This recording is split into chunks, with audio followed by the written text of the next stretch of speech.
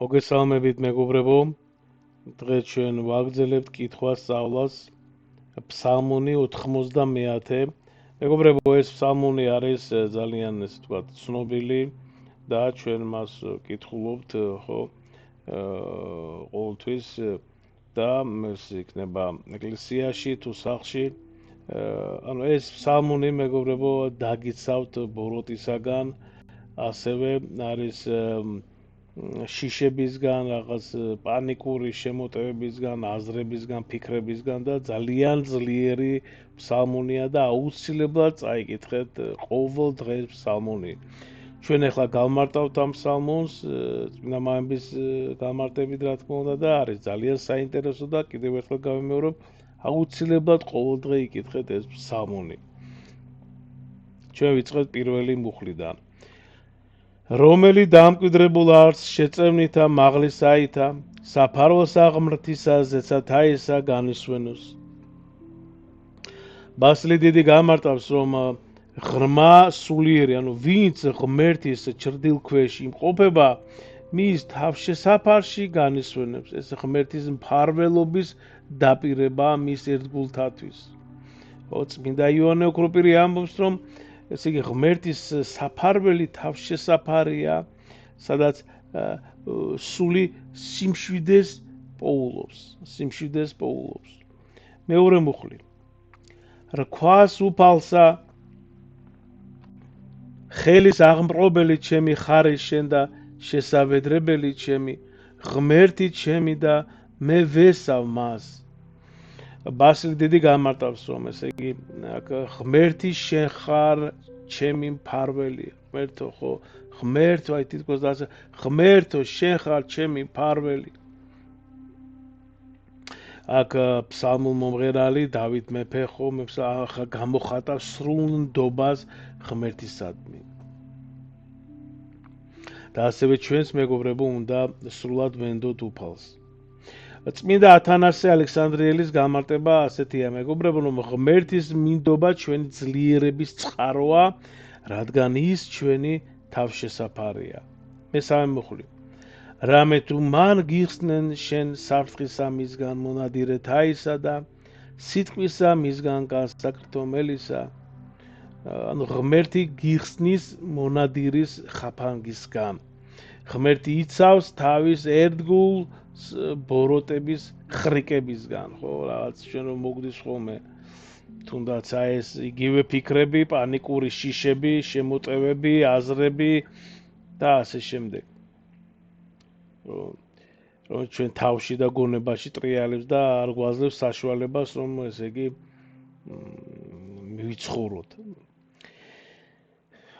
შემდეგი მეოთხე მუხლი. ბეჭდ საშვალითა მისით აქ ფარვიდეს შენ და საგრსაფრთეთა მისდასა ესვიდე. საჭურველად გარე მოგადგენ შენ ჭეშმარიტება იმისი. ბასილი დიდი გამარტავს, რომ ღმერთის ბრთებ ქვეშ ხარ შენ ადამიანი, რომ ღმერთის ჭეშმარიტება ფარივით გიცავს. ღმერთის ჭეშმარიტება ფარივით გიცავს. წმინდა ავგუსტინეს გამარტება ასეთია, რომ ღმერთის ფრთები, მეგობრებო, ესა სიყვარულისა და ფარველობის სიმბოლოა, რომელიც ჩვენს სულს იცავს. არა გეშინოდეს შიშისაგან, ღამისა და ისრისაგან, რომელი ფრინავ დღისი. ანუ ღამის შიში თუ დღის ისარი არაფრის არაფრის გეშინია. ღმერთის ფარველობა ყოველ საფრთხეს ძლევს. კირილე ალექსანდრიელი გამარტავს, რომ ღამის შიში, ესე იგი ცდუნების, ანუ ცდუნებებს, ხო? ხოლო ღამის შიში ნიშნავს ანუ ცდუნებებს. ხოლო დღისით ეს ისარი ცხად საფრთხეებს გულისხმება, ხო, გულისხმობს და მაგრამ ღმერთი ყველაფერს ამარცხებს. მეექვსე მუხლი. ღვაწლისაგან, რომელი ვალბნელსა შინა, შემთხვევისაგან და ეშმაკისა შუა დღისა. ესე იგი ღმერთი გიცავს ბნელის ღვაწლისგან და ეშმაკის ხრიკები, ესე იგი, ანუ დღის თუ ღამის, ესე იგი, ვერ გავძლებს. ანუ შუადღის ეშმაკი ეს მიანიშნებს ცდუნებებზე ასევე, რომლებიც ყველაზე მოულოდნელ მომენტში ჩნდება. მეშვიდე. დაეცხენ მარცხენა შენს ათასეუნი. ანუ დაეცნენ, ხო? დაეცნენ მარცხნით შენს ათასეუნი და ბევრეუნი მარჯვენით შენსა. ხოლო შენ არა მიგეახლნენ. ხოლო შენ თვალითა შენი და ხედიდე და მისაგებელი ცოდვილთა იხილო. ნახეთ, ანუ დაეცნენ მარცხნით შენს ათასეუნი და ბევრეუნი მარჯვენით შენსა, ხოლო შენ არა მიგეახლნენ. ესე იგი, მტრები დაეცემიან, მაგრამ შენ უვნებელი ხარ. ღმერთის მფარველობა გაუძლებს ყოველ საფრთხეს. ალექსანდრე უკაცრავად ათანასე ალექსანდრელი ამბობს, რომ ათასეუნი და ბევრეუნი სიმბოლოა ყველა ბოროტი ძალისა, რომლებიც ღმერთის ერთგულს ვერ ზიანებს, დააზიანებს.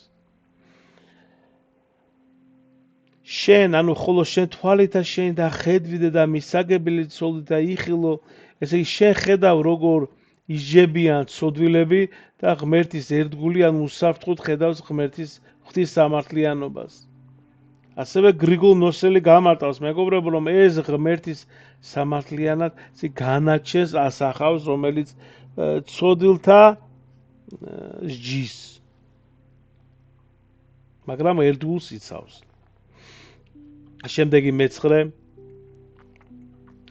შეგახსენებთ, რომ ეს არის ფსალმუნი 90 და ჩვენ ვაგრძელებთ მეცხრე მუხლიდან. რამე თუ შენ უფალი ხარ სასოი ჩემდა და მაღალი გიყოფი ეს შესაბედრებელად ჩემდა. ესე იგი, ღმერთი ჩემი იმედია, სასოება, ხო ფსალმუნი მომღერალი ღმერთის თავის ციხესიმაგრედ მიიჩნევს ღმერთს. ავგუსტინე ამბობს, რომ ღმერთი ჩვენი ერთადერთი ნამდვილი თავშესაფარია. შემდეგი, არა შევიდე შენ და ძვირი და გვემაი, არა მიახლო საყოფელთა შენთა. ანუ ძვირი შენ სახლს ვერ მიახლოვდება, ღმერთის მფარველობა სრულ უსაფრთხოებას იძლევა.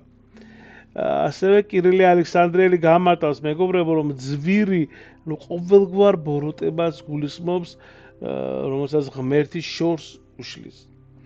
რამე თუ ანგელოს და მისთა და უბრძანებიე შენთვის დაცვად შენ და ყოველთა შინაგზათა შენთა.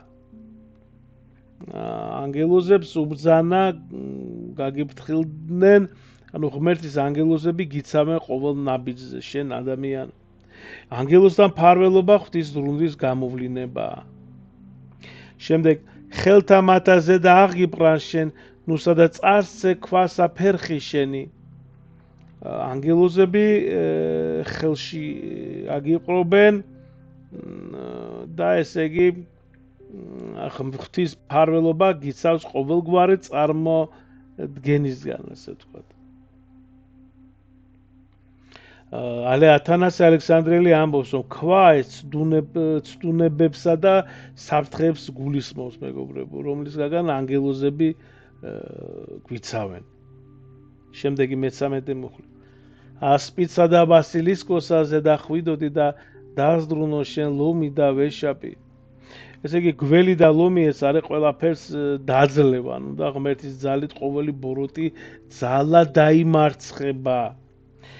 გრიგოლ ნოსელი ამბობს, რომ ასპიტი და ვეშაპი ეს არის აეშმაკის სიმბოლოა, რომელსაც ღმერთის ერთგული, რა თქმა უნდა, დაძლევს და ძლევს. შემდეგი მე-14 მუხლი. რამე თუ მე მესვიდა და ვიხსნა იგი და დავიფარო იგი, რამე თუ იცნა სახელი ჩემი, ხმაყოს ჩემდამო და მე ვისმინო მისი და მის თანა ვიყო ჭირსა შინა, ვიხსნა იგი და ვადიდო იგი. ანუ ვინც მე მენდობა, მე გადავარჩენ, ხო, ღმერთი თავის ერთგულს იცავს, რადგან ის ღვთის სახელს იცნობს. ავგუსტინე ამბობს, რომ ასევე ღმერთის სახელის ცოდნა, ღვთის სახელის ცოდნა ეს არის ხსნის გასაღები. ხსნის გასაღებია. ანუ როცა აი ხმა ყოფ ჩემდამო და მე ვისმინო მისი და მის თანავიყო ჭირსაში და ვიხსნა იგი და ვადიდო იგი. ესე იგი როცა მხმობს მე მოვისმენ, ხო? როცა მხმობს მე მოვისმენო, ღმერთი ყოველთვის თან ახლავს თავის ერთგულს განსასწელში. ღვთის თანაარსებობა განსასწელში ჩვენი ხსნის გარანტია. შემდეგი და ბოლო მუხლი დღეგრძელობითა გამბაძღვიგი და უჩვენო მას მაცხოვრებაი ჩემი დიდება მამასა და ძესა და წმინდასა სულსაც და მარადის და უკუნითი უკუნისამდე ამინ. ესე იგი ღმერთი გაძლევს სიცოცხლესა და ხსნას, ღმერთი თავის ერთგულს მარადიულ ცხოვრებას პირდება და იოანე ოქროპირი ამბობს ბოლოს რომ მაცხოვარება, ანუ მარადიული ცხოვრება და ესე იგი ეს არის ქრისტეში ხსნას გულისხმობს. აი მას ეს იგულისხმება, ხო, მარადიული ცხოვრება ქრისტეში ხსნას გულისხმობს. ღმერთმა შეგიწიროთ ყველას, გაგახარო და დაგლოცოთ. მადლობა.